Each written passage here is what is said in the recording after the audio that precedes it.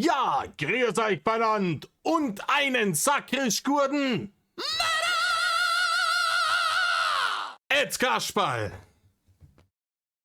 Boah, Leute, ich weiß, es ist schon viel zu lange her. Ihr habt jetzt, glaube ich, seit 2 oder 3 Wochen nichts mehr hochgeladen, seit 2 Wochen mindestens, weil ich ein alter Sack bin. Leute, ich sag's euch, wie es ist, ich hätte es einige Möglichkeiten gehabt in den letzten 2, 3 Wochen, wo ich Zeit gehabt hätte, aber ich merk's, Alter. Bei mir ist dauernd irgendwas anderes. Irgendwas tut immer weh. Und ihr habt mir jetzt irgendeine ekelhafte Rückenverspannung, eingeklemmten Nerv, ich weiß es nicht genau, zugezogen. Und zwar hat es 2 Wochen unerträglich einfach. Ich konnte nicht gerade sitzen, ich konnte nicht gehen, ich konnte nicht stehen. Es war einfach Arsch. Starke Schmerzmittel etc. Kein Bock auf gar nichts. Und das, obwohl ich habe aufgehört, Alkohol zu konsumieren, zumindest größtenteils. Ja, früher immer ein Kastenbier im Haus gehabt. Und jetzt ziehe ich es jetzt tatsächlich durch, weil ich auch gemerkt habe, ich werde zu alt für die Scheiße. Ich werde einfach zu alt für die Scheiße. So. Aber was ich gemacht habe in den letzten Wochen, da war ich sehr fleißig. Ich habe euch für euch, damit ihr das nicht tun müsst, zumindest rudimentär das Dschungelcamp verfolgt. Nicht auf RTL, sondern beim guten Onion Dog. Den habe ich euch schon mal verlinkt. Ich verlinke ihn euch nochmal. Erinnert mich dran, wenn ich es vergessen sollte. Richtig. Denn ich wollte ja wissen, was ist jetzt hier mit dem Gil Ofarim im Dschungelcamp? Und ihr werdet es mitgekriegt haben. Es ist eine noch größere Shitshow gegangen, als jeder von uns überhaupt jemals hätte erahnen können. Ne? Für die Leute, die es nicht mitbekommen haben, ein Gil Ofarim hat jetzt tatsächlich dieses Dschungelcamp gewonnen und gibt sich jetzt als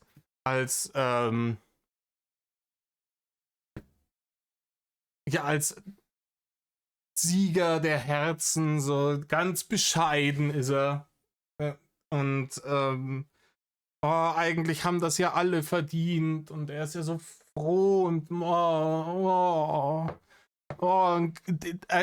einen ganzen Humble Pie hat er gefressen. Allerdings hat er halt einfach im Camp weiterhin Dinge gesagt. Und eins muss man ihm lassen. Ich meine, der Mann mag diesem Mann mag seine eigene Hybris und sein übertrieben aufgepumptes Ego massiv im Weg stehen, wenn es darum geht, kluge Entscheidungen zu treffen. Aber dumm ist er nicht. Ne? Der ist nicht dumm und der weiß ganz genau, jedes einzelne Wort, das er da sagt, ist vorher gescriptet und er weiß ganz genau, wie das wirkt, was er da sagt und welchen Eindruck das bei den Zuschauern erweckt. Und ich glaube, wir gehen jetzt hier in der Nummer, wir reagieren jetzt auf ein Video von KuchenTV zu dem Thema. Ne? Ich hatte gehofft, dass es irgendjemand gut zusammenfasst, dann schauen wir mal. Und im Notfall gebe ich da noch meinen Senf dazu. Ich hoffe, ich vergesse nichts. Es war wirklich viel, es war harter Tobak und ich bin super sauer geworden, wo ich das alles gehört habe. Ne? Ich meine, ich bin keiner von den Leuten gewesen, die der Illusion erlegen waren, die gedacht haben, ja, der Gil Ofarim, der wenn jetzt da ins Camp kommt und dann macht er ja Tabula Rasa. Ja, dann macht er sich gerade und dann erzählt er den Leuten irgendwie im Camp, abends am Lagerfeuer, erzählt er denen, oh, keine Ahnung, ich habe da damals, ich weiß nicht, was los war mit mir, es war eine schwierige Zeit für uns alle und es hat sich so viel Stress aufgebaut, meine Alte hat mich verlassen, weil ich sie beschissen habe und so weiter und so fort. Und dann ist irgendwas mit mir durchgegangen und dann wollte ich einfach nur jemanden leiden sehen. Ich wollte einfach nur jemanden leiden sehen. Und dann habe ich das gemacht und es war eine riesengroße Arschlochaktion. Es tut mir fürchterlich leid. So, damit haben manche Leute gerechnet, gespenstisch naiv an dieser Stelle. Das ist natürlich nicht passiert. Wo denken wir hin? Dann müsste der liebe Gil Ofarim ja sich eingestehen, dass er einen Fehler gemacht hat und alle, die hier zuhören, die über Rainer auf den Kanal gekommen sind, wissen, Leute, die massives Narzissmusproblem haben, kriegen das nicht über die Lippen, nicht mit vorgehaltener Waffe. So. Und obwohl er kriegt das über die Lippen mit vorgehaltener Waffe, ja, hat er bei diesem Prozess dann, aber nur weil sie ihm gesagt haben, Gil, du gehst in den Knast. oder es wird noch fürchterlich teuer. Also zumindest wird es deutlich teurer oder du gehst in den Knast, wenn du jetzt nicht das sagst. Und dann hat er gesagt, ja, schreib mir das auf den Zettel, ich sag das Scheiß an. Ne? Aber gemeint hat er es nie. Und das hat man damals schon gemerkt, ne? Dass er das nicht ehrlich meint. Und das hat sich jetzt in dieser Dschungelcamp-Farce hat sich das wieder bestätigt. Im Übrigen, ich habe hier meinen Aluhut auch auf. Ich gehöre zu den Leuten, die der festen Meinung sind, RTL hat das Ganze gestaged. Ne? Und dass da irgendwelche Spätzelwirtschaft im Hintergrund ist. Gil Oferim hat schon vorher sehr guten Draht zu RTL gehabt. Es ist nicht Zufall gewesen, dass die ersten Sendungen, wo er war, immer Stern TV waren, nachdem er damals diese Lüge in die Welt gesetzt hat. Das war kein Zufall. Dass er jetzt trotz dieses ganzen Skandals und trotz dessen, dass er sich nicht gerade gemacht hat, dafür ins Dschungelcamp gegangen ist, sogar mit einer Rekordgage, war auch kein Zufall. Und dass er das gewonnen hat, war ebenfalls kein Zufall. Da könnt ihr mal erzählen, was ihr wollt. Da wird zwar jetzt erzählt, wen er da nicht alles kennt und wer dann alles irgendwie Schwiegerschwager ist, keine Ahnung, ist mir scheißegal. Irgendwo bei RTL hat der Name Oferim Gewicht und deshalb ist er jetzt da gewesen, deshalb hat er dieses Geld bekommen, deshalb hat er das gewonnen. Ich kann mir beim besten Willen nicht vorstellen, dass bei dem Shitstorm, den es im Vorhinein gegeben hat um seine Teilnahme, dass es tatsächlich so ist, dass dass da so viele Leute für den angerufen haben, dass er das gewinnt. Sagen die, ich habe von einigen Creatoren, auch hier bei Onion Dog gehört, ja, da rufen ja gar nicht so viele Leute an. Da rufen vielleicht 50.000 Leute oder sowas an, wenn es hochkommt. Und das ist aber absolut irrelevant, weil die, wenn ich eine repräsentative Testgruppe habe und alle Leute ihn vorher, also wirklich die allermeisten Leute vorher negativ Gil gegenüber eingestellt waren, dann ist das in dieser kleinen Gruppe, ja, müsste das genauso sein. Ne? Wenn es repräsentativ ist, und ich glaube schon, dass es repräsentativ war, dass sich die Leute da aufgeregt haben. Klar, es gibt immer Trolle, es gibt Dullis und so weiter und so fort. Gab es bei Rainer ja auch. Ja, die denen dann Barren in Nike geschürt haben, das gerade so gescheppert hat.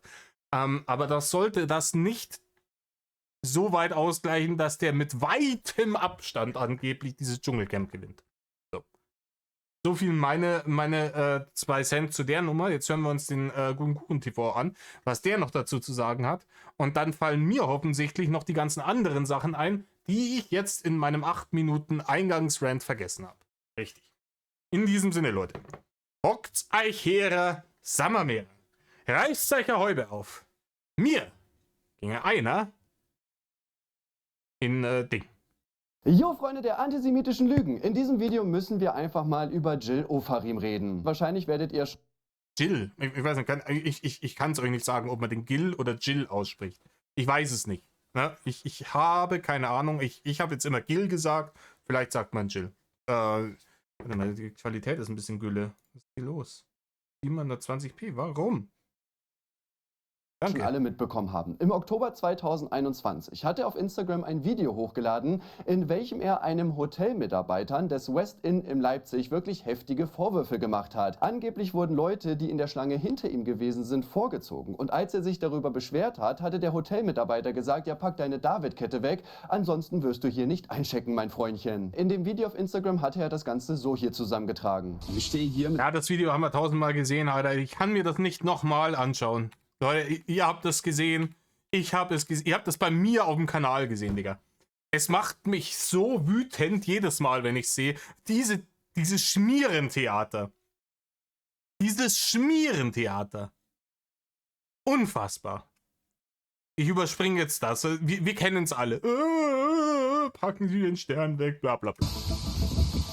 Wirklich? Nein, nicht wirklich. Nee, nicht wirklich. Ja, genau. Der Hotelmitarbeiter hatte anschließend eine Klage wegen Verleugnung eingereicht. Und vor Gericht ist Gil erstmal auch bei seiner Äußerung geblieben, bis er dann später ein Geständnis abgelegt hat. Ja, lieber Tim, du vergisst zu erwähnen, dass das jetzt nicht so eine Sache war, da ist eine Verleumdungsklage eingereicht worden und ein paar Monate später ist es verhandelt worden und so weiter und so fort. Sondern da ist eine Verleumdungsklage eingereicht worden Und dann hat sich der liebe Herr Oferim Anwälte genommen, die ungefähr genauso viel Rückgrat haben wie er. Und die ihm nicht geraten haben, hey Gil, du hast da richtig ins Klo gegriffen. Die Nummer nimmt kein gutes Ende.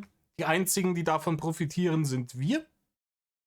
Weil wir, wenn du jetzt da wirklich all in gehst vor Gericht, einen Haufen Kohle von dir bekommen. Und das kannst du ja alles schenken, das kannst du alles sparen. Mach das nicht. Mach jetzt gleich klare Kante, stell dich hin, sag so und so ist es gewesen. Du wirst dieser Strafe nicht entgehen können und wenn du dich jetzt gleich so hinstellst und dich gerade machst, wird's nicht so schlimm. Das haben die nicht gesagt, sondern die haben gesagt, boah ja krass, Gil, okay, das machen wir. Das kriegen wir hin. Einwandfrei. Was machen wir? Als erstes mal verzögern wir den Prozess. Denn umso länger das dauert, bis dieser Prozess tatsächlich anfängt, desto mehr ist er dann auch aus dem allgemeinen Gedächtnis raus. Ne? Wir wissen, die Öffentlichkeit hat ein sehr, sehr, sehr, sehr schlechtes Langzeitgedächtnis. Ne? Was gestern passiert ist, das wissen die meisten noch. Vor einer Woche wird es schon eng. Letzten Monat, scheißegal. Ne? Das heißt, wir schauen uns erstmal, dass wir das so lange in die Länge ziehen, dass da mehr oder weniger Gras drüber wächst, dass die meisten Leute schon nicht mehr interessiert. Und dann nehmen wir die ganzen widerlichen Sachen, Befangenheitsanträge gegen Richter wurden gestellt, etc., etc., etc. Ne, die haben jeden Winkeladvokaten-Trick aus dem Buch für rückgratlose Wannabe-Juristen genommen und haben den gezogen. Und dann kam es doch irgendwann zu diesem Prozess. Die Leute haben nicht locker gelassen. Und hey, muss ich auch so Leuten eben wie einem Alpha Kevin, wie einem Kuchen TV, wie anderen Leuten hier, so Meinungsbloggern im Internet, zugute halten. Die haben da weiter den Finger in die Wunde gelegt. Sind da weiter dabei geblieben. Die haben sich weiter informiert. Die haben das nicht mitgespielt, dieses Lass da Gras drüber wachsen Spiel, sondern die haben sich schön weiterhin informiert. Aha, das und das und das und das ist der Stand. Dann und dann ist der Prozess. Weil darüber habe nämlich ich meine Informationen bekommen zu dem Thema. Und dann kam dieser Prozess und im Laufe dieses Prozesses, die ersten 5-6 Tage, hat man gemerkt, okay, Gil Oferim ist immer weiter in die Ecke gedrängt worden. Die meisten Leute kommen jetzt mit dem Video. Das Video ist meiner Meinung nach der wichtigste Beweis im sogenannten Court of Public Opinion. Ne? Die Leute, die das Englisch hassen, ne? Das ist der Gerichtssaal der öffentlichen Meinung. Und dieser Gerichtssaal der öffentlichen Meinung entscheidet am Ende zwar nicht darüber, welche Strafe du bekommst, ne? Gesetzlich, Justiz etc. bla bla, aber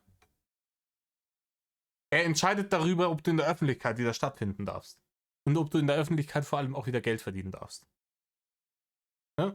Und das Urteil, das in diesem Gerichtssaal der öffentlichen Meinung über Gil Oferim gefällt wurde, war desaströs. Ja? War desaströs. Ja? Er hat dann da kleinlaut zugegeben, das erfunden zu haben mit so wenig Worten wie möglich. Ja, als wäre das noch ein PS am Ende von irgendeinem Tweet, wo er nur so und so viele Buchstaben noch frei hat.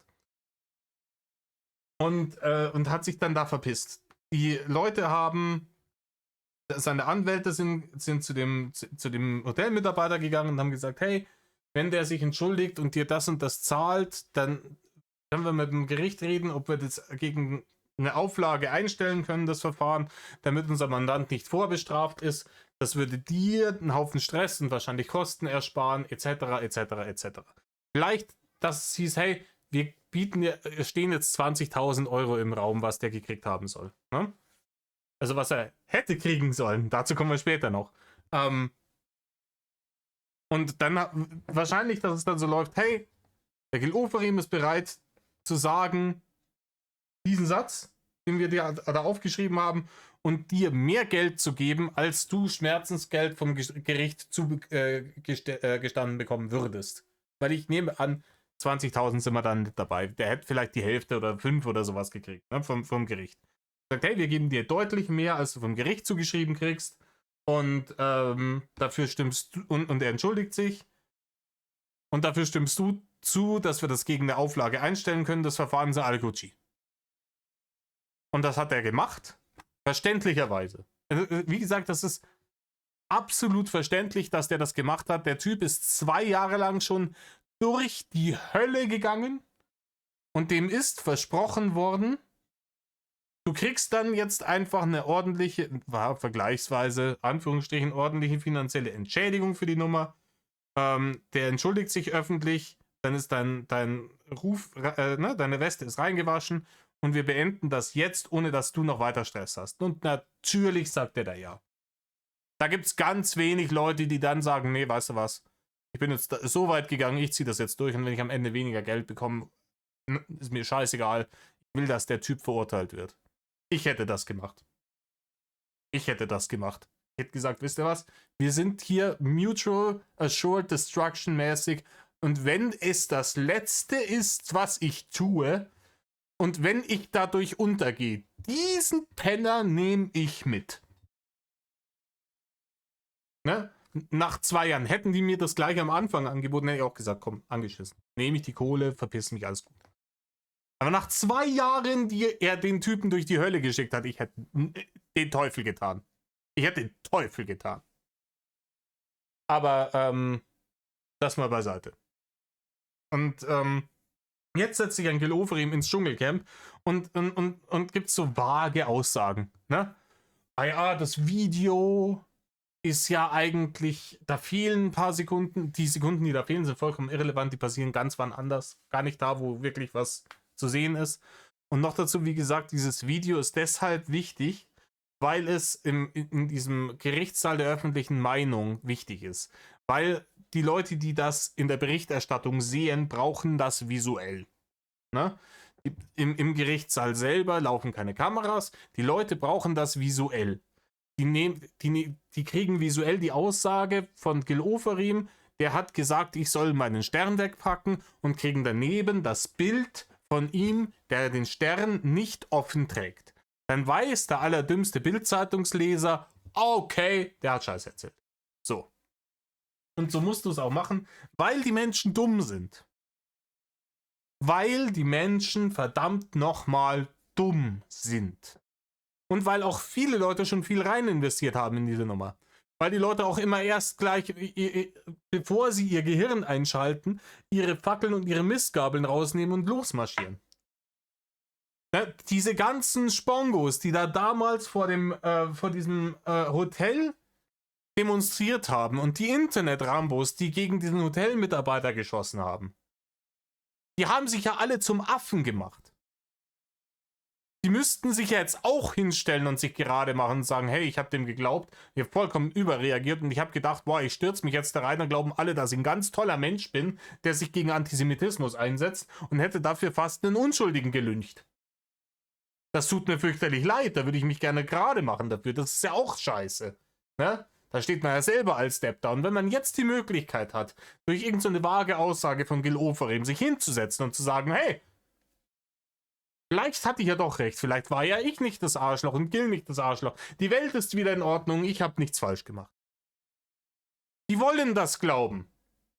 Wenn ein Gil Oferim sich da hinsetzt und dann so vage Dinge sagt, irgendwie über dieses Ding, die vor Gericht Hauptbeweise waren, Zeugenaussagen und Nachrichten, die geschrieben wurden zwischen den Zeugen und Freunden von ihm. Ne? Da war eine Frau an dem Schalter neben ihm gestanden, die, als er das mitgekriegt hat, am nächsten Tag mit diesem Instagram-Post einer Freundin von sich geschrieben hat, das ist alles scheiße, was der erzählt. Lange bevor von einem Gericht überhaupt irgendwo die Rede war.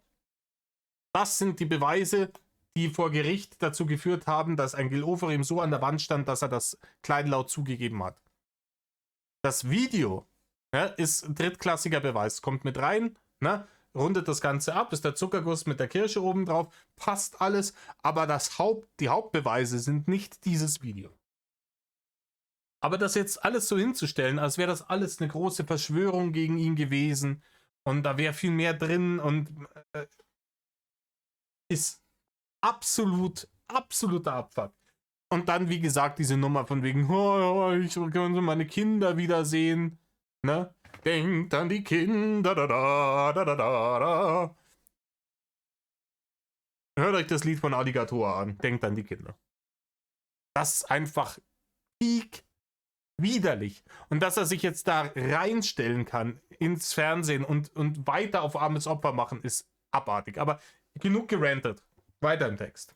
Die Vorwürfe treffen zu, Herr W. Ich möchte mich bei Ihnen entschuldigen. Es tut mir leid, ich habe das Video gelöscht. Das Verfahren wurde daraufhin gegen eine Geldzahlung eingestellt. Und alleine überhaupt darauf zu kommen, so eine absolut widerliche Lüge zu verbreiten in Zeiten des steigenden Antisemitismus, ist schon wirklich eine Sache an sich. Nachdem er das Video veröffentlicht hat, gab es richtige Demonstrationen und Kundgebungen vor diesem Hotel und auch der Hotelmitarbeiter wurde wirklich von den Leuten komplett fertig gemacht. Er wurde auf Social Media komplett bombardiert mit Morddrohungen, musste für mehrere Tage zu einem sicheren Ort gebracht werden. Er ist nicht mal zur Hochzeit seines Bruders gegangen, aus Angst, dass irgendwer ein Foto von ihm macht, auf welchem er feiert oder lacht.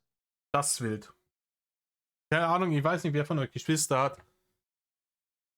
Wenn ich wegen so einer Scheiße nicht auf die Hochzeit meines Bruders hätte gehen dürfen,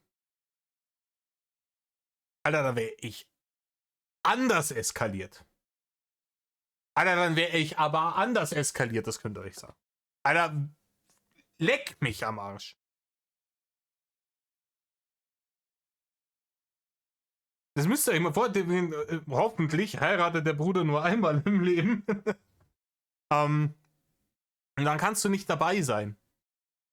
Du kannst nicht dabei sein, weil du Angst haben musst, dass da irgendjemand ein Foto macht, das irgendwo im Internet landet und dann kommt einer und zeigt da drauf, oh, schau mal hier. Der hat hier diesen Skandal, hat trotzdem Spaß. Das ist widerlich. Das ist absolut widerlich. Und jetzt müssen wir dazu sagen, ich habe auch oft... Das vielleicht der ein oder andere schreibt mir das jetzt schon in die Kommentare. Ich habe auch oft schon gegen Panikwache bezüglich Hasskommentaren im Internet gewettert, weil ich es bei Leuten, die wirklich hauptberufliche Influencer sind, einfach lächerlich finde. Ja? Leute, die dieses Internet-Game kennen und schon lange spielen, die dann sagen, ich habe hier irgendwelchen vollkommen wild hanebüchenen Bullshit ins Internet geknödelt und jetzt schreiben mir da irgendwelche Dullis irgendwelchen Dreck drunter. Und ich dachte, hey, du kennst das Game. Ja? Du kennst das Game, wenn du im Internet bist und auch nur ein bisschen eine kontroverse Meinung hast, kacken dich die Leute an und die schreiben dann auch geschmacklose und grenzüberschreitende Sachen da rein und das ist Teil des Deals. Dafür verdienst du als Influencer unfassbar unverhältnismäßig viel Geld für die bisschen Scheiße, die du da machst. Also calm your tits und halt dein Maul. Ja? Jemand, der aber mit dieser ganzen Internetkasperei überhaupt nichts zu tun hat und nichts zu tun haben will, der sich einfach denkt, hier, ich bin jetzt hier Hotelmanager, ja, nicer Job, ja, ist eins nicer Job, verdiene gut meine Kohle, kann hier einfach mal leben, ne, und alles ist Gucci. So jemanden in diese Nummer mit reinzuziehen, in die Öffentlichkeit zu stellen, an den Pranger und dafür zu sorgen, dass er, seine Familie und alle möglichen Leute mit Morddrohungen bombardiert werden, ist eine ganz andere Nummer. Zum einen, weil er das nicht freiwillig getan hat, zum anderen, weil er das Game nicht kennt. Ne? Und gerade in Zeiten steigender politischer Querelen, sagen wir es mal so, auch schwierig. Ne? Wo stellenweise Influencer mit einer großen Reichweite Entschuldigung, es gutheißen, wenn irgendwelche Wannabe-Aktivisten mit dem Hammer Leute erschlagen, nur weil ihnen die Fresse oder die Meinung von denen nicht passt. Da sind wir dann schon auf einem ganz anderen Spielfeld und dafür hat er nicht trainiert, der Mann. Dass der komplett aus allen Wolken wird, dass sein Leben zerstört wird auf einem Niveau unfassbar, das ist absolut inakzeptabel. Und die Konsequenzen, die Gil Oferim dafür erfahren hat, sind ja ein bisschen Geld zahlen, ein bisschen durch den Dreck gezogen werden in der Öffentlichkeit und jetzt 400.000 Euro von RTL fürs scheiß Dschungelcamp zu bekommen. Das ist die Belohnung dafür. Und da krieg ich dermaßen Hasslatte, dass sich mein Schreibtisch um 10 cm erhöht. Auch das Hotel wurde anschließend wirklich mit tausenden negativen Bewertungen bombardiert. Und das alles nur, weil er anscheinend nicht damit klargekommen ist, dass er als so krasser Künstler nicht besser behandelt worden ist. Ein TikToker hat nämlich mal die Recherchen von dem Spiegel zusammengetragen und der fasst das Ganze so hier zusammen. Ja, Gil Oferim wollte halt einfach eine Extrawurst haben. Und ich glaube, ein Gil Oferim hat das hat ein Ego-Problem gehabt, weil er nie an den Erfolg seines Vaters anknüpfen konnte. Ich nehme auch stark an, dass wahrscheinlich hier also in der Familie eine starke Erwartungshaltung auch immer geherrscht hat und dass da dieses Level an Erfolg nicht erreicht werden konnte, wird ein bisschen ein Problem gewesen. Ne? Vor allem, wenn dann noch ein bisschen Narzissmus mit dazu kommt und man sich als für großartiger hält, als man eigentlich ist. Ich habe mir gerade dieses Video angeguckt, ich kann euch das wirklich nur empfehlen. Da hat sich wirklich jemand vom Spiegel monatelang mit den Aufnahmen von diesem besagten Abend auseinandergesetzt und kommt zu dem Entschluss, das muss sich der Herr aus dem Arsch gezogen haben. Also du siehst auf den Aufnahmen nicht, wie er in der Lobby die Kette trägt. Da waren 30 Leute in der Lobby und bis auf... Und wie gesagt, das hier sind so offensichtliche Beweise, diese Aufnahmen, so offensichtliche Beweise. Und das sind noch die schwächsten Beweise, die in diesem Verfahren zu tragen gekommen sind. Die schwächsten. Videoaufnahmen, die beweisen, dass er die Kette nicht offen getragen hat, wie er behauptet hat. Das sind noch die schwächsten Beweise dafür. Eine Person kann sich keine daran erinnern, dass er diese Kette getragen hat. Und du siehst auf den Aufnahmen einfach, dass da eine lange Schlange ist und Gil Oferim ganz hinten steht. Okay? Dann kommen 2 Stammgäste, die eigentlich hinter ihm sind, die aber das Hotelpersonal ansprechen und fragen, ob sie schon mal rein können, weil sie das irgendwie vorher schon vorbereitet haben, ihren Check-in. Die kommen dann auch rein. Und das ist wahrscheinlich der Moment, wo ihm dann die Schnute platzt und er sich nicht besonders behandelt fühlt. Dann siehst du einfach, wie er drankommt und direkt auf dicke Welle macht und irgendwie solche Handbewegungen. Es kommt gleich als das allererste, was passiert. Die Körperhaltung spricht hier Bände. Das allererste, was passiert, ist der Harrison Ford Finger. Ne? Wer nicht weiß, was das ist, googelt Harrison Ford Finger. Ne? Das ist sorry für die Leute, denen ich jetzt jeden Harrison Ford Film zerstört habe, weil man kann es nicht mehr nicht sehen. Ne? Immer wenn er irgendeine Ansage macht, egal in welchem Film, kommt derselbe Finger. Der hier. Dann siehst du einfach, wie er drankommt und direkt auf dicke Welle macht. Da. Und irgendwie solche Handbewegungen macht. Und da gibt es dann ganz viele Zeugen. Und dann kommt, ey, ich stehe ja schon ewig, bla bla bla. Und das kann halt 1000 Gründe haben. Ganz ehrlich, ich möchte mir auch nicht vorstellen, welche Stresssituation die Leute in diesem Hotel hatten. Hm? Und hier steht noch eine junge Dame, eine Rezeptionistin an der Rezeption. Die Tatsache, dass der Hotelmanager, der Herr W., am Ende der Beschuldigte war von der ganzen Nummer, bedeutet ja für mich, wenn ich die Situation hier sehe, der ist hierher gegangen und hat auf wilden Otto gemacht. Hm? Und die junge Dame hier an der Rezeption wird damit überfordert gewesen sein und wird dann gesagt haben, Entschuldigung, Herr Oferim, das ist hier außerhalb meines Kompetenzbereichs. Ich hole mal meinen Chef. Dann können Sie das mit dem klären. Das würde ich so machen. Ja? Wenn da jemand kommt und sich aufführt wie Stall voll Affen, dann würde ich erstmal sagen, hey, Moment, Pause. Ne? Nicht meine Baustelle, Sie können das mit meinem Chef besprechen. Boom, stelle ich den da hin. Und dann kam die ganze Nummer. Hm? Zeugenaussagen, die bestätigen, dass er in dem Moment mit seiner Reichweite gedroht hat. An dieses, wo er da auf die Hände klatscht, da war doch dieses, das geht dann viral, bam, bam, bam. Und dann wieder mit dem Finger. Und ausgerastet ist. Während er an seinem Schalter ist und die Leute da fertig macht, ist neben ihm eine Betriebsrätin in der Schlange. Und die sagt, wenn sie mitbekommen hätte, wie ein Mitarbeiter ihn antisemitisch angeht, dann wäre sie die Erste gewesen, die sich da einschaltet. Und dann siehst du halt einfach, wie er sich dann vor das Hotel hockt und dieses Statement macht. Also, worüber reden wir eigentlich? Wirklich, also weißt du, das eine wäre es, wenn er sich so allgemein darüber beschwert hätte. Aber dann das Thema Antisemitismus. Ich muss mal ganz kurz, sorry, ich muss hier kurz die Wiedergabegeschwindigkeit hochtun. Nicht, weil es Rainer ist, der zu langsam redet, so wie sonst. Aber in einer Viertelstunde, es sind momentan Olympische Winterspiele. Und ich bin Die Hard Eishockey-Fan. In einer Viertelstunde spielt Deutschland gegen Lettland, glaube ich. Ich glaube Lettland. Und das muss ich sehen. Leute, im Übrigen, wer ein bisschen Interesse an Eishockey hat, schaut euch die Olympiade dieses Jahr an. Deutschland hat vorgestern gespielt gegen Dänemark und 3-1 gewonnen. Da war noch ein bisschen was, wo man sagen kann, hier und da gibt es noch Verbesserungsbedarf, gerade in der Defensive. Aber rein statistisch gesehen, von den Zahlen her, ist das die stärkste Nationalmannschaft, die Deutschland jemals zu einem internationalen Eishockey-Turnier geschickt hat.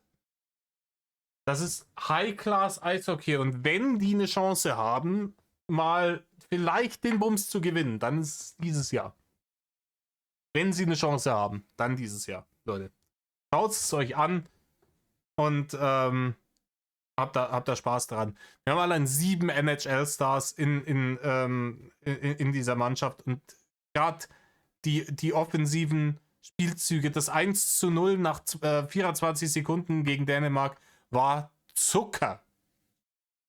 Damit reinzubringen. Bruder, wer hat dir in den Kopf geschissen? Heutzutage ist es halt leider auch nicht mehr so, dass solche Sachen die Karriere einer Person komplett beerdigen, sondern eigentlich genau im Gegenteil, meistens pusht es das Ganze sogar noch. So war Gil Ofarim zum Beispiel dieses Jahr beim Dschungelcamp dabei. Und alleine dafür, dass er da mitmacht, hat er eine Gage in Höhe von ungefähr 200.000 bis 300.000 Euro bekommen. Und natürlich hat er das Ganze jetzt auch noch gewonnen, weswegen er nochmal 100.000 Euro dazu bekommen hat. Darum geht es mir aber auch gar nicht. Natürlich kann man hier jetzt auch wieder RTL kritisieren, dass der Typ da überhaupt mitmachen durfte. Ich sag mal so, für RTL ist es natürlich super gewesen, weil klar gewesen ist, dass viele Leute genau wegen ihm einschalten werden. Was das Ekelhafte daran ist. Das ist im Übrigen dieses Problem mit allen Shows, die auf immer mehr Eskalation ausgelegt sind. Du kannst irgendwann nicht mehr noch krasser werden, ohne dass du rücksichtslos wirst. Und dann passieren schlimme Sachen. Ne? Wir haben das bestes Beispiel bei Wetten, das gesehen. Wetten, das ist damals von seiner eigenen Hybris gekillt worden und davon, dass man nicht gecheckt hat, dass das Format sich selbst überlebt hat. Ne? Man hat einfach nicht gecheckt, hey, das, was in den 80er und 90er Jahren bei uns im Fernsehen angesagt war, bringt's nicht mehr. Da gab es ein berühmtes Interview von Thomas Gottschalk, wo er gesagt hat, wir wollten, das, was angesagt war Jackass und wir wollten so sein wie Jackass und deswegen haben wir diese Nummer da mit diesem Samuel Koch gemacht und das ist tierisch in die Hose gegangen. Und der Mann ist seitdem halsabwärts gelähmt. Ne? Also immer krasser, immer mehr. Ist dasselbe, ne? Ich will jetzt die Kapitalismusdebatte nicht aufmachen, aber permanent immer krasser, immer mehr. Geht nicht. Du wirst irgendwann ein Limit erreichen. Wenn du versuchst, dieses Limit zu überschreiten, geht das vielleicht einmal gut, vielleicht geht es zweimal gut, aber früher oder später geht das in den Sack. Und das ist halt bei diesen ganzen Shows, wannabe Reality-Shows, Dschungel oder sowas, wenn die den Dschungel jetzt so machen würden, wie sie ihn vor 20 Jahren gemacht haben, würde da keine alte Sau einschalten. Ne? Wenn da Leute reinkommen, die nicht auf TikTok sind. Ne? Ich mir denke, wer da damals alles im Dschungel war, die würden die Leute heute überhaupt nicht mehr kennen. Die Leute, die es heute anschauen, die waren damals nicht am Leben. Aber dann kann man halt auch irgendwann sagen, hey, wir hatten jetzt 20 Jahre einen guten Run mit der Nummer.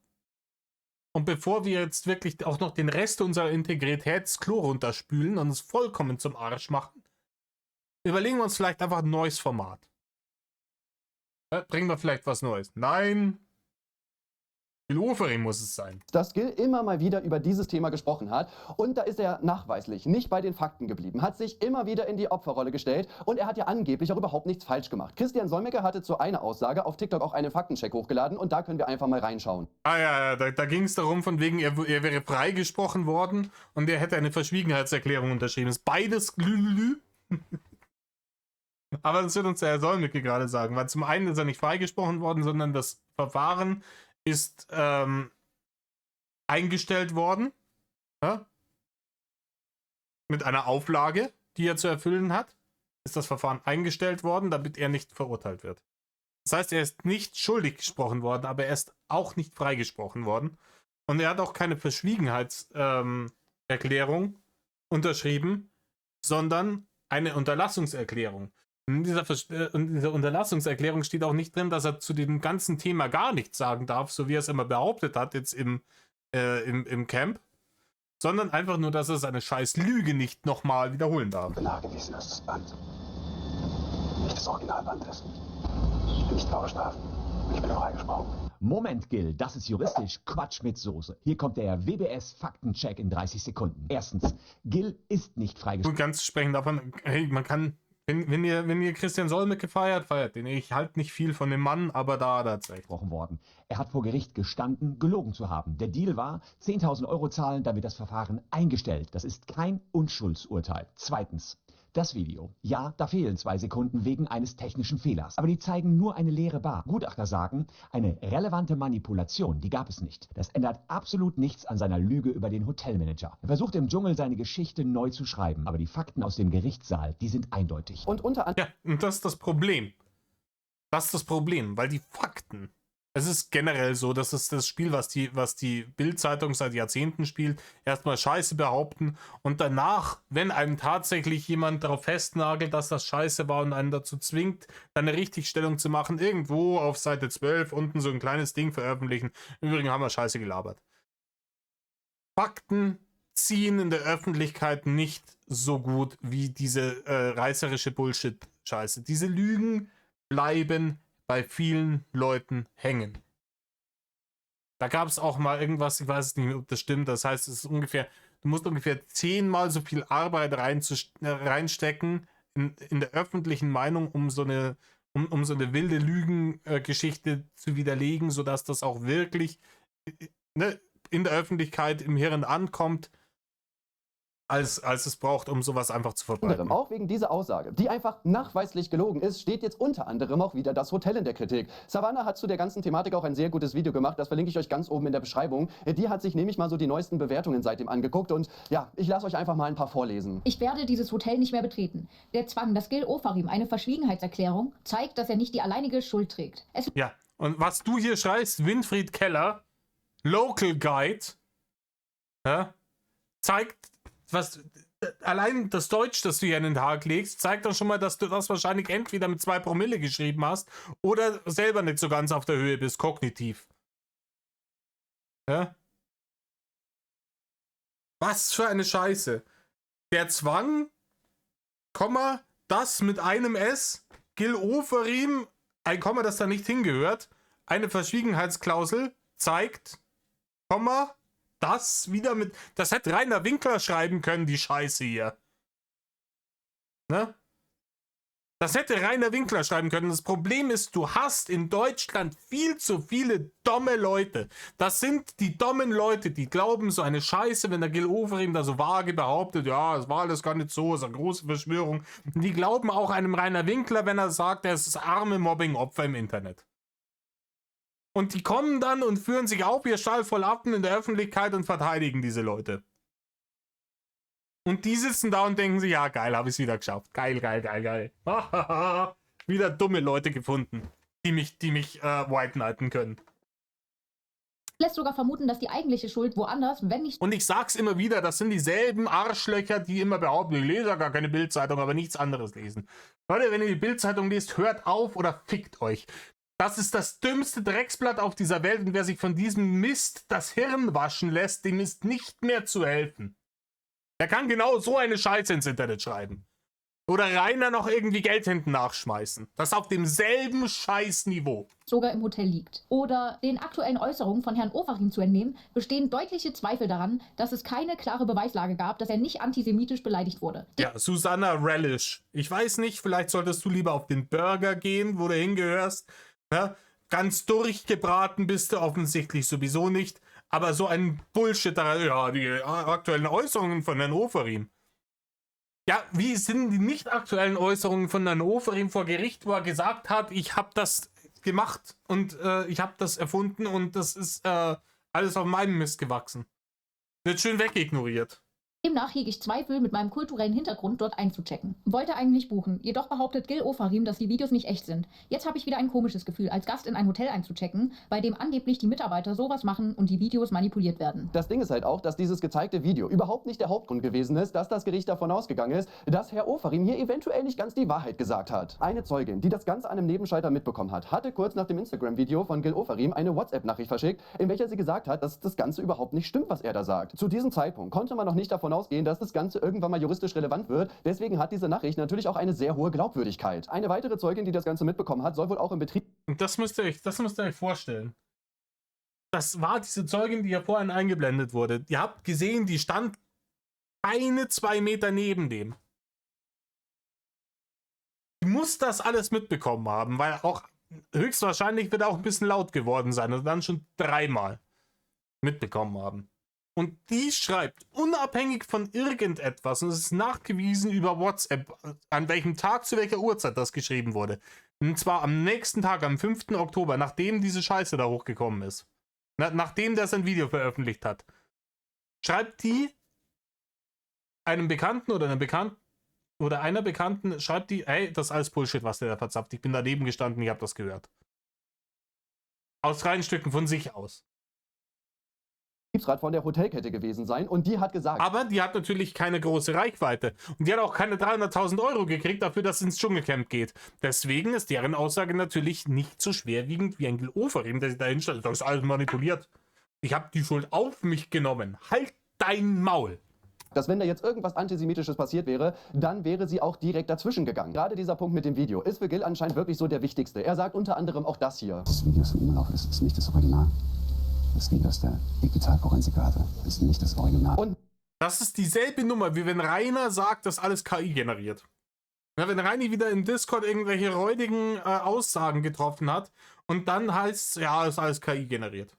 Die Hater haben, um mir zu schaden. Das OG derselbe Scheißtext.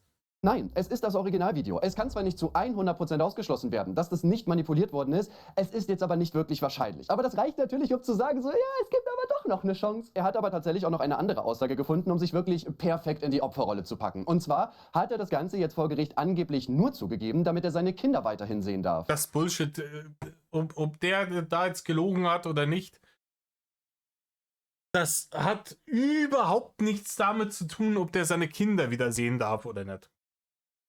Ne? Ganz ehrlich, das als ob ein Lügner sein reicht, damit das Jugendamt sagt, ja, nee, der darf seine Kinder nicht mehr sehen. Oder dann müssten wir aber noch ein paar Kinderheime aufmachen in Deutschland, wenn jeder Lügner seine Kinder weggenommen bekommt. Und hier stelle ich mir schon allgemein die Frage. Die ganzen Mami-Blogger, alle arbeitslos. Ne? Er musste jetzt zugeben, dass das gelogen ist, obwohl es seiner Meinung nach gestimmt hat, was er gesagt hat, weil er sonst seine Kinder verliert. Ganz ehrlich, das macht überhaupt keinen Sinn. Wenn du als Jude antisemitisch beleidigt wirst und du bist der festen Überzeugung, du weißt, das ist richtig, was du da sagst. Versteht ihr, was ich meine? Warum sollte man die Kinder verlieren? Also selbst wenn er da schuldig gesprochen worden ist, könnte man halt sagen, ja, es ist halt ein Fehlurteil. Ich möchte auch nie wieder mehr da zurück, wo ich war die letzten paar Jahre. Und ich möchte meine Kinder wiedersehen. Und das ist alles. Du hast deine Kinder nicht sehen? Pass auf. Ich hatte meine Kinder verloren. Ich habe damals diese 3 Zeilen verlesen und habe die Schuld auf mich genommen. Das soweit darf ich sagen. Und das ging nur so. Meine Kinder bedeuten mir alles. Und ich hätte sie sehr wahrscheinlich... Ich meine, wenn dir deine Kinder alles bedeuten, dann hättest du ja viel Wert darauf gelegt, dass die in einer intakten Familie aufwachsen. Dann hättest du vielleicht auch mal darüber nachdenken können, bevor du die alte gebumst hast, mit der du bei Let's Dance warst, lieber Gil Ofarim. Just saying. Ne? Weil so eine Scheidung und so ein Rosenkrieg, das ist für... Ich bin selber Scheidungskind. Meine Eltern haben sich getrennt, als ich schon relativ alt war. Ne? Da war ich 18. war das trotzdem nicht spurlos an mir vorbeigegangen.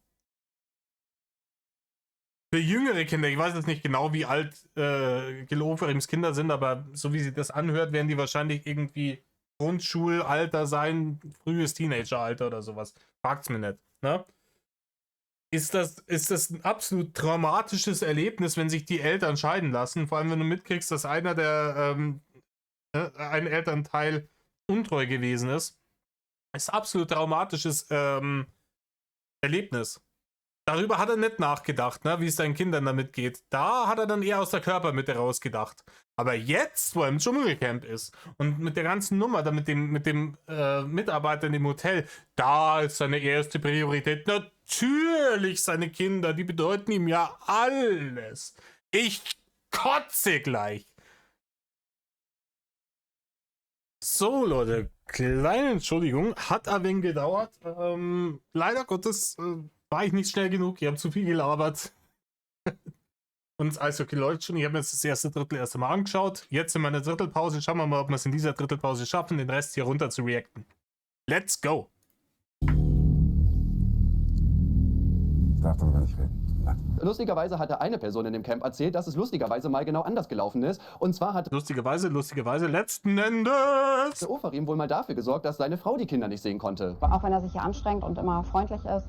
Naja, also, das jetzt hier Halbwissen. Ne? Gefährliches Halbwissen ist Gossip, ne? Was ich jetzt erzähle. Aber die Dinge, die ich gehört habe, wie gesagt, das ist Hörensagen, war das so, dass die ein wenig ein Flippy gekriegt hat, als die rausgefunden hat, dass der Gil Oferim bei Let's Dance den Safety Dance getanzt hat mit seiner Tanzpartnerin und deswegen vielleicht ein wenig am Radl gedreht hat. Ne? Und der gute Gil Oferim hat die dann in die Klapse stecken lassen und dir die Kinder weggenommen. Also wie es halt ein Ehrenmann nun mal so tut. Ne? Ich habe ja nicht nur die Sache, die ich über Gil weiß, also ich weiß halt noch andere Sachen. Seine Frau musste durch die psychischen Umstände, weil Gil hat sich ja wohl was geleistet, ist sie dann in psychiatrischer Behandlung gewesen. Und dann hat er die Kinder als Sorgerecht gehabt und sie durfte ihre Kinder nicht sehen. Da geht es darum, dass Gil Oferim 2017 bei Let's Dance wohl eine Affäre mit seiner Tanzpartnerin gehabt haben soll. In diesem Dschungelcamp wird dazu das hier gesagt. Die E-Cut war dabei. Von Let's Dance.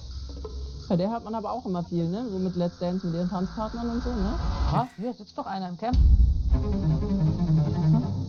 Hä? Was? Hier sitzt doch einer im Camp. Gil. Er war bei Let's Dance und er war auch der Tanzpartner von E-Cut. Hat er auch mit ihr was gemacht? Kannst du mal in der Zeitung recherchieren, wann die Trennung von seiner Frau war? Gil Oferim hat sich dann später auch dazu geäußert. Im Übrigen hier die Ex-Alte von Ballack, die war zwar, aber die fand ich sehr authentisch, ne? Ich glaube, die ist nicht dumm. Die hat mir relativ gut gefallen bei den Sachen, wo ich sie gesehen habe. Und hat gesagt, naja, also wir sind davon ausgegangen, dass meine Frau postnatale Depression hatte. Und natürlich, das ist ja auch klar, hat sich jetzt seine Ex auch dazu geäußert, und zwar folgendermaßen. Die aktuelle Darstellung bindet mich erneut in eine Erzählung ein, in der Beziehungsprobleme einem angeblichen gesundheitlichen Zustand zugeschrieben werden und damit eine Verantwortung verschoben wird. Tatsächlich waren sie Folge anderer, bereits 2017 öffentlich nachvollziehbarer Ereignisse. Diese Umdeutung spricht für sich. Die Ex-Frau von... Evan, es kann ja schon mal sein, dass wenn du verheiratet bist und mehrere Kinder mit der Person hast und dann so eine Sache passiert hier bei Let's Dance, es kann halt schon mal sein, dass dann vielleicht wegen einem psychischen Knack eine Depression oder sowas kriegst. Ne? Wäre nachvollziehbar, hätte ich gesagt gehabt. Gil bestätigt hier also nochmal, dass es wohl diese Affäre gegeben hat. Und anstatt das zu sagen, wird es jetzt auf irgendeinen Gesundheitszustand geschoben. Ja, aber bei der Affäre, haben wir wieder ein paar Sekunden im Video gefehlt und ja, hat die Schuld auf sich genommen und so weiter und so fort. Das ist wahrscheinlich auch wieder alles nicht so gewesen. Ne? Wahrscheinlich hat er auch eine Affäre mit dem Mitarbeiter von dem Hotel gehabt. Also wirklich, wer lügt öfter? Gil, ApoRed oder Shiyoka? Sehr nah aneinander alle drei. Und hier, du hast Rainer vergessen. Hier überhaupt seine Ex-Frau und seine Kinder mit reinzuziehen, ist meiner Meinung nach auch einfach wieder super ekelhaft. Es ist natürlich ein super Punkt, gerade für RTL-Zuschauer. Oh, dieser arme Typ, der verliert sonst seine Kinder. Mann, der hat seinen öffentlichen Ruf gebumst, damit er seine Kinder sehen darf. Er ist so ein Ehrenmann. Ich persönlich glaube eher... Er macht hier einen auf Ned Stark aus Game of Thrones, ne?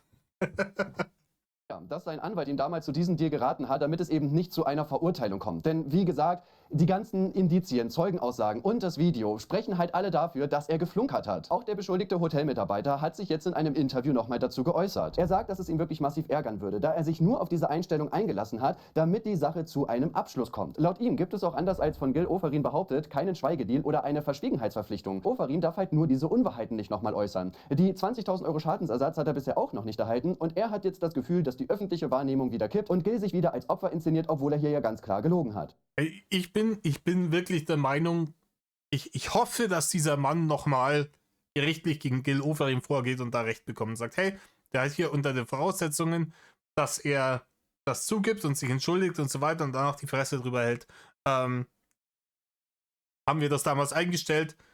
Ich habe die Kohle bis heute noch nicht bekommen und er behauptet jetzt hier Dinge, die mich wieder so dastehen lassen, als wäre er doch das arme Opfer gewesen. Wir gehen dann nochmal vor Gericht.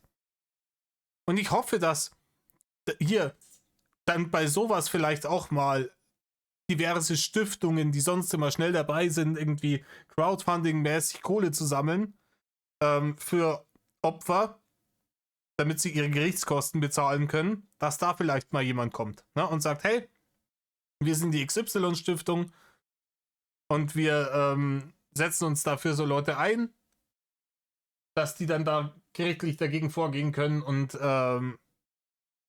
hier, lieber Herr W., Kosten sind gedeckt, let's go. Und das ist eine Sache, weil das wäre wirklich, ich hoffe es einfach so. Einfach, dass er dann, dass diese ganze Kohle, auf die ganze Kohle verklagen, die er jetzt da von RTL gekriegt, dass alles gleich wieder weg ist. ich halt auch nicht verstehe. Gil Ofarim hat gelogen. So, dann sagt er vor Gericht, ja, okay, ich habe gelogen, tut mir leid, um jetzt im Dschungelcamp es wieder so hinzustellen, als wenn er nicht gelogen hat. Und das natürlich zum Leidwesen unter anderem auch von diesem Mitarbeiter und auch von der Hotelkette. Das Ganze wurde ja gegen eine Geldauflage eingestellt. Das Gericht sagt quasi, dass die Entschuldigung für den Hotelmitarbeiter wertvoller als ein Gerichtsurteil ist, denn so ein Urteil kann man halt anfechten, die Entschuldigung hat es ja aber wirklich gegeben. Und das Gericht hat ja an sich auf jeden Fall recht. Das ist ein guter Weg gewesen, um da rauszukommen. Man konnte ja nicht davon ausgehen, dass Gil irgendwann ins Dschungelcamp geht und dann wieder solche Lügen verbreitet. Das Gericht hat quasi gesagt, ey, wir geben hier gar kein Urteil ab, ihr klärt das einfach unter sich, du hast dich ja entschuldigt, also du hast halt gelogen, dann sollte das ja passen. In den meisten Fällen wäre das wahrscheinlich auch so wirklich geklärt gewesen. Lustigerweise hatte Gil in einem Interview bei Stern TV mal das hier gesagt. Ganz ehrlich, ich glaube nicht, dass er den Mut hat zu sagen, ich stehe zu meiner Aussage, ich habe das gesagt, das passiert nicht. Und ja, ich weiß nicht. Also, das kann man jetzt ja irgendwie genauso über dich behaupten, oder? Ja, es ist wild einfach. Da wird wieder gespiegelt. Die Parallelen zu Reini sind erschreckend. Scheiße bauen, lügen, offensichtlich dabei ertappt werden und das danach so hinzustellen, als wäre man selber das arme Opfer, kann man gar nichts dafür. Letzten Endes tatsächlich sogar die Hater haben das Video manipuliert. Nicht. Ja, was kann ich jetzt abschließend dazu sagen? Es gab tatsächlich seit dem ersten Tag immer die meisten Anrufe für Gil. Und es ist halt wirklich einfach absolut ekelhaft, dass er eine Million Reichweite... Und wie gesagt, ob es da wirklich die meisten Anrufe für Gil gab, das ist halt Aussage RTL. Und RTL ist für mich nicht wirklich eine glaubhafte Quelle. Die sind fast so glaubhaft wie Gil Ofarim. Ne? von RTL geschenkt bekommt, in welchem er einfach ohne Faktencheck, ohne Aufklärung oder sonst irgendwas diese nachweislich falschen Aussagen einfach vor einer riesen Reichweite droppen darf. Sowohl für das Hotel, aber vor allem für den Hotelmitarbeiter bedeutet das Ganze jetzt natürlich wieder Stress. Man kann einfach nicht mit dieser Situation abschließen und wenn es richtig scheiße läuft, dann hat der Hotelmitarbeiter am Ende genau den gleichen Stress, den er auch vorher schon gehabt hat. Anstatt dass Gil Ofarim, nachdem diese ganzen ekelhaften Lügen aufgeflogen sind, jetzt wenigstens einfach seine Schnauze hält, fängt er im Dschungelcamp wieder die ganze Zeit an, darüber zu reden und wirft die Leute, über die er vorher schon ekelhafte Lügen verbreitet hat, einfach wieder vor den Bus.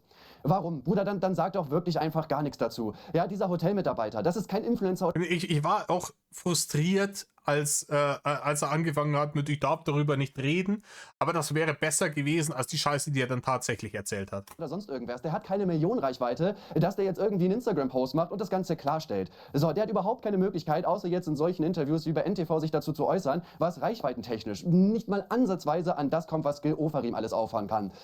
Ja, ekelhafter Mensch. Ich weiß. Wisst ihr, wem man 300.000 hätte zahlen müssen, um ins scheiß Dschungelcamp zu gehen? Dem Herrn W. von dem Hotel.